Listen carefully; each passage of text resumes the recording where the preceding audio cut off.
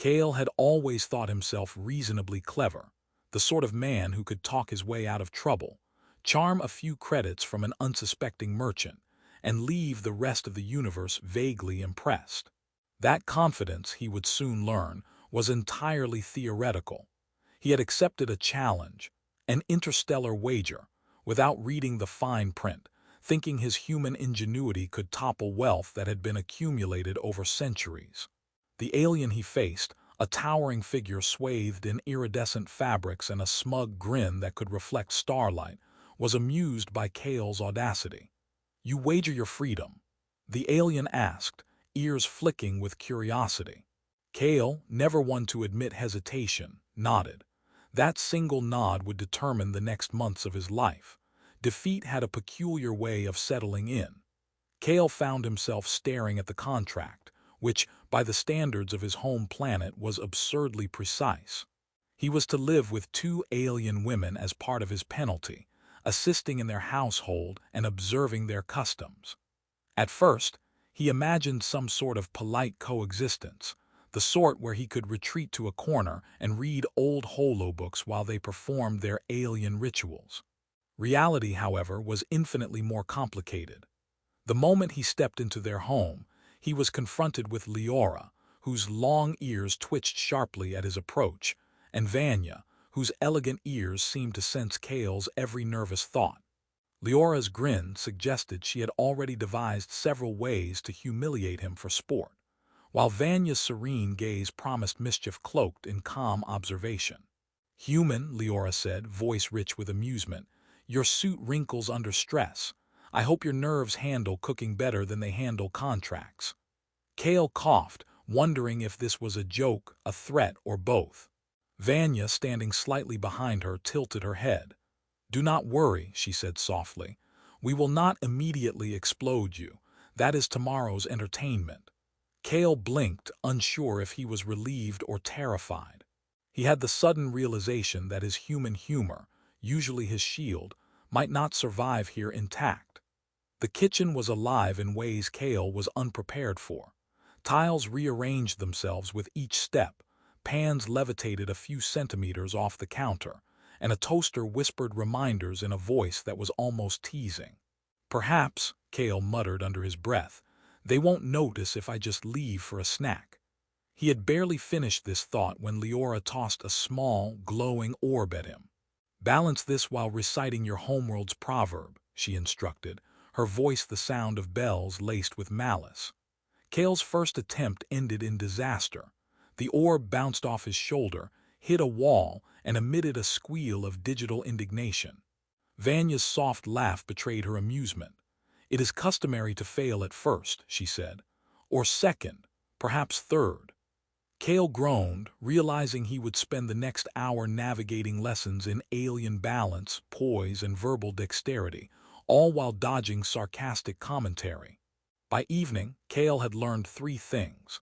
Leora was brilliant and terrifyingly inventive in her teasing.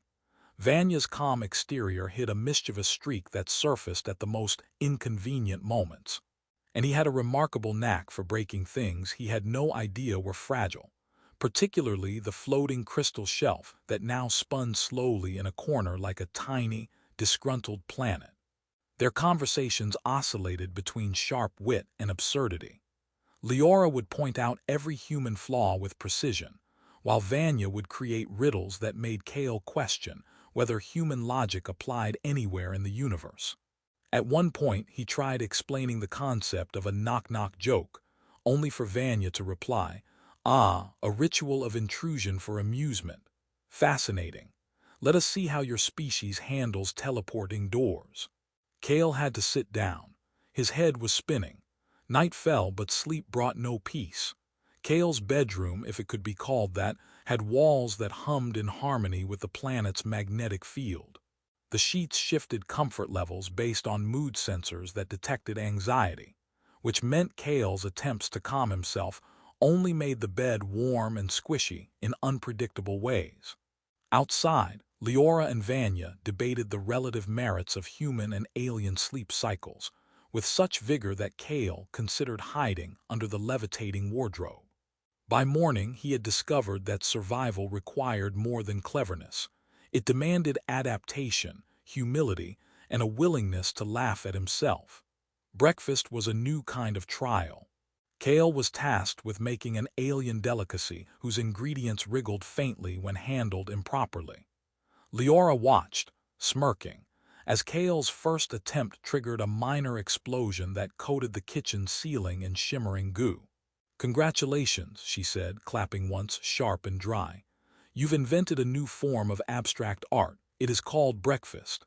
Vanya, holding back laughter, handed Kale a towel. "Improvement is gradual. Even humans can reach competence." Kale took the towel and sighed, realizing that the next months would be a bizarre combination of domestic disasters, cultural lessons, and unexpected humor. He had lost the wager, yes, but in doing so, he had entered a world of curious wonder, ridiculous challenges, and perhaps a chance to grow beyond the limits of his human expectations. By the time the day ended, Kale had already been scolded, celebrated, and pranked, sometimes simultaneously. He was beginning to suspect that living with Leora and Vanya would be less about servitude and more about survival through laughter, learning, and a constant negotiation between human stubbornness and alien logic. In that moment, as he watched the two women whispering about how to make his next day more educationally entertaining, Kale realized he was in for the most bizarre, exhausting, and oddly exhilarating period of his life. Kale woke to a room that seemed to breathe, the walls gently pulsing with light in rhythm with the planet outside. The bed had apparently decided he needed a firmer mattress that morning, and the sheets had shifted into a texture that made him feel as if he were sinking through clouds of jelly. As he sat up, he realized his first challenge of the day was surviving the breakfast ritual, which, in this household, involved more skill than a small starship captain might need to navigate an asteroid belt. Leora was already waiting, perched on a countertop that levitated slightly off the floor, arms crossed and ears twitching in anticipation. "Today," she said, voice low and conspiratorial, "you will attempt the etiquette of the Orlathian banquet." Kale raised an eyebrow. He had no idea what that meant, and he had a sinking feeling it was less about etiquette and more about public humiliation. Vanya entered gracefully, carrying a tray of liquid that shimmered like mercury but smelled faintly of chocolate. "You must approach the ceremony with patience and awareness," she said softly, eyes twinkling. "But also humor. It is crucial to laugh when mistakes occur, especially yours." Kale groaned inwardly. He could already see that humor would not save him from Leora's commentary, but he resolved to try anyway. He followed her instructions to the ceremonial hall, which hovered above their home and rotated slowly like a crystalline carousel, presenting entirely new challenges in balance and perception. He stepped onto the floor and immediately misjudged a shifting panel, sending him stumbling into a pedestal that responded by emitting a tone reminiscent of a screaming kettle. Leora clapped, clearly delighted. "Impressive," she said. "You've discovered the interactive defenses. That is worth some credit." Kale dusted himself off and tried to focus, only to have a floating plate of orbs drift past him, leaving a trail of luminescent mist that smelled faintly of burnt toast. "The mist is a test," Vanya whispered, "of your sense of smell, balance, and ability to not scream at airborne food. It is quite entertaining." Kale muttered something under his breath that might have been a curse in English, but he quickly realized that in this room, curses had a tendency to trigger unexpected reactions, including a sudden burst of polka-dotted lights from the ceiling. The day's lessons continued with a tour of their home's unique technology. Kale learned that floors could detect sarcasm and respond by tilting slightly if they sensed dishonesty, that chairs occasionally judged posture and refused to recline if displeased, and that mirrors sometimes offered unsolicited advice on appearance and behavior. At one point, he attempted to sit calmly while Vanya demonstrated proper Orlathian posture, only for the chair to rise 2 feet into the air, leaving him dangling by his fingertips.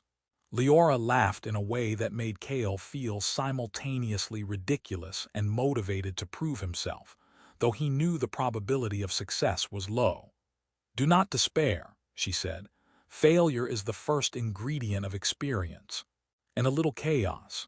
Kale decided she was right, although he also suspected that chaos was mostly her idea of fun. By afternoon, Kale had participated in what could only be described as a combination of cooking, acrobatics, and diplomatic negotiation with sentient appliances. A small refrigerator, it seemed, had a sense of humor, and it hid ingredients when Kale looked away, reappearing in inconvenient locations. He chased a rolling bundle of glowing fruit around the kitchen as Vanya quietly observed, occasionally making cryptic comments about human logic that Kale was sure he misunderstood. Leora, perched nearby, offered running commentary. "Faster or slower, I can't tell which will humiliate you more."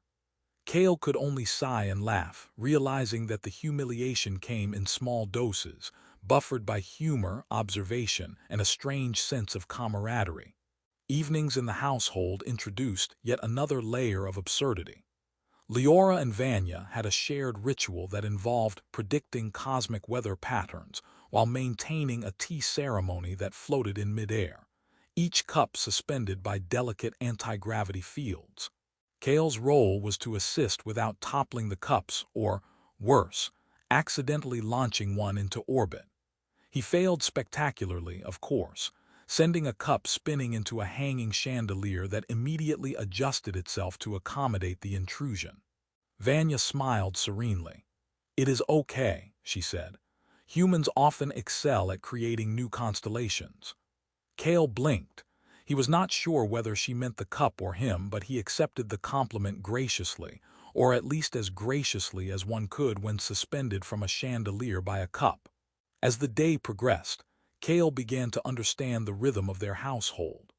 Leora's sarcasm and high-energy antics were matched by Vanya's patient guidance and subtle jokes, creating an environment that oscillated between challenge and comfort. He found himself laughing at mistakes before they happened, anticipating pranks while still being surprised, and gradually discovering that learning alien etiquette and technology required humility, creativity, and a willingness to surrender his pride. He was beginning to see that this strange, shifting home was not a prison, but a playground for adaptation and connection, albeit a playground that frequently hurled him into walls and levitating furniture. By nightfall, Kale was exhausted but exhilarated. His muscles ached from acrobatics, his mind spun from etiquette lessons, and his pride had been bruised repeatedly by the household's peculiar sense of humor. Yet he felt a spark of something unfamiliar, curiosity. He realized he wanted to understand this world, its rules, its inhabitants, and their peculiar forms of amusement. He wanted to survive the next day, not just to avoid embarrassment but to participate, to laugh, and perhaps even to belong. As he collapsed into his bed, now softened to match his mood, Kale understood that living with Leora and Vanya would be a continuous challenge, a relentless comedy of errors, and a source of lessons that he could never have imagined. He drifted into sleep with a mixture of fear and excitement, ready for the chaos of tomorrow and the alien bonds that were quietly forming around him.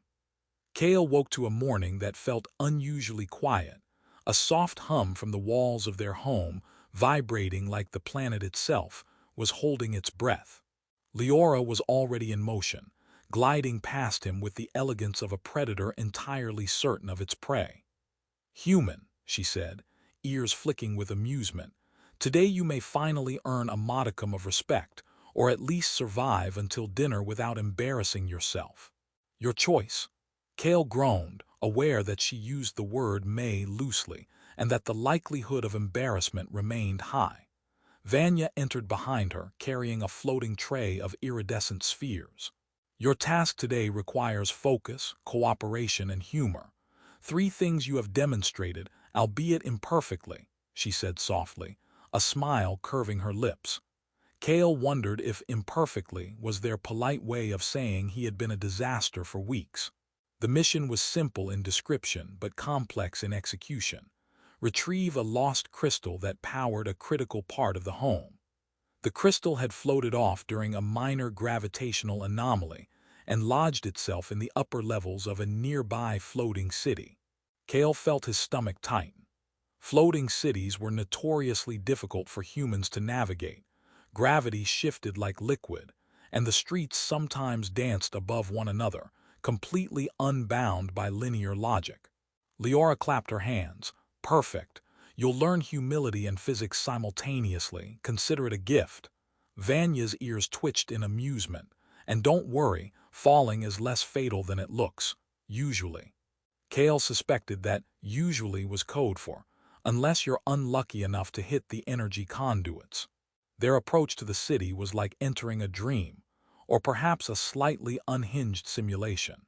Platforms rose and fell in unpredictable patterns, and strange aerial vehicles drifted like metallic jellyfish through the sky. Cale found himself juggling instructions, balancing on a panel that shivered beneath his feet, and dodging drones that emitted polite but insistent warnings when too close. Leora seemed at home, darting from platform to platform with teasing commentary about Cale's excellent clumsiness, while Vanya floated silently, guiding him with subtle gestures and occasional nudges toward stability. For the first time, Cale felt a thrill not from risk or challenge alone, but from shared purpose, the kind that wove laughter and cooperation together like a strange alien tapestry. The crystal itself was lodged in the apex of a metallic spire, protected by a puzzle of magnetic locks and hovering conduits. Cale approached, heart hammering, and realized he had to synchronize human intuition with alien technology. Leora raised an eyebrow. Do it your way. I want to see how ridiculous this can get. Cale smiled, recalling weeks of minor failures, humiliations, and lessons in patience. He took a deep breath and improvised, connecting conduits with precise timing and activating the locks using a combination of gestures and vocal commands he barely understood. To his surprise, the crystal responded, levitating gently into his hands with a soft hum that felt almost congratulatory. Leora's smirk softened, and Vanya's quiet laugh was warm and approving. Cale realized in that moment that he had finally bridged the gap between human stubbornness and alien logic. Their journey home was less perilous, though far from easy. Cale had learned to anticipate shifting platforms and the strange tendencies of hovering vehicles. He cracked jokes, some landing well, others causing brief eruptions of laughter at his own expense. Leora began offering more genuine guidance instead of constant teasing, and Vanya engaged him in playful philosophical debates about human versus alien problem-solving.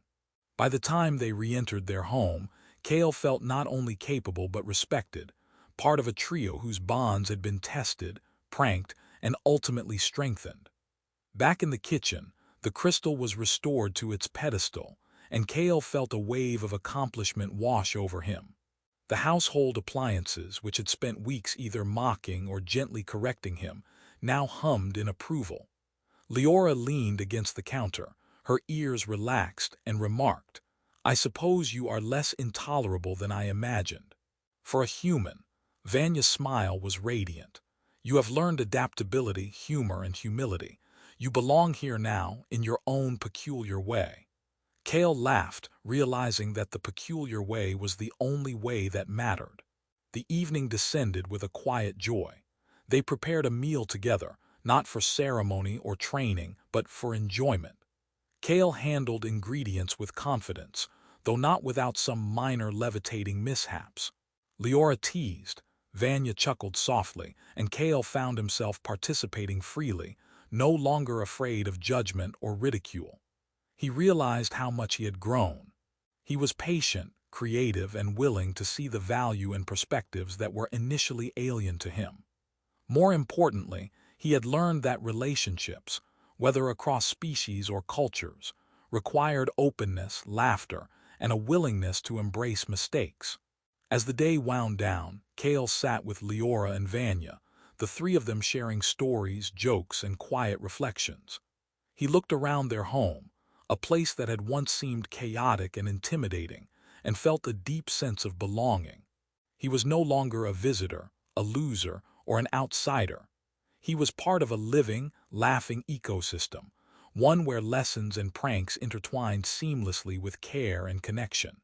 Cale's human perspective had expanded, tempered by alien logic, humor, and empathy. He realized he had won far more than he had lost. When night fell, the three of them watched the floating city glow in the distance, the stars reflected in Cale's eyes. Leora nudged him lightly. Tomorrow, more lessons and probably more explosions. Cale grinned. I wouldn't have it any other way.